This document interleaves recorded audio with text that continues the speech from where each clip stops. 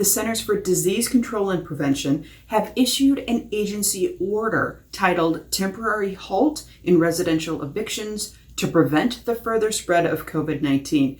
It's essentially a nationwide moratorium on evictions. It's temporary. It runs through September 4th through December 31st, 2020, but the intent was to stop the spread of COVID-19 from individuals who might be newly experiencing homeless insecurity or homelessness because they could not afford rent during the coronavirus pandemic.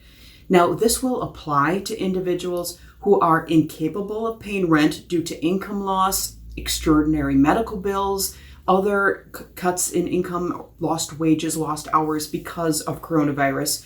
And that means you're likely to become homeless. Other qualifications for this to apply to you: that you earn less than $99,000 a year, and that's almost double if you are a couple, did not have to pay income tax in 2019, or you received a stimulus check through the CARES Act earlier this year.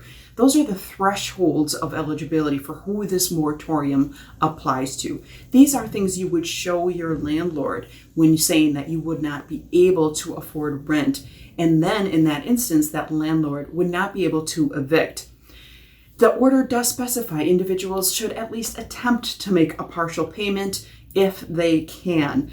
The CDC says it has the authority to do this because of the spread of coronavirus. And they said it applies to all states unless that state has a more restrictive or more protective moratorium already in place, and some states do.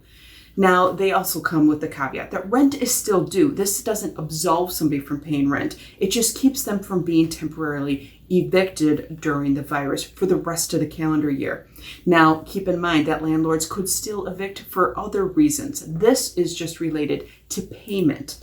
Now, what's next? Well, some people suspect that maybe legal challenges might come next.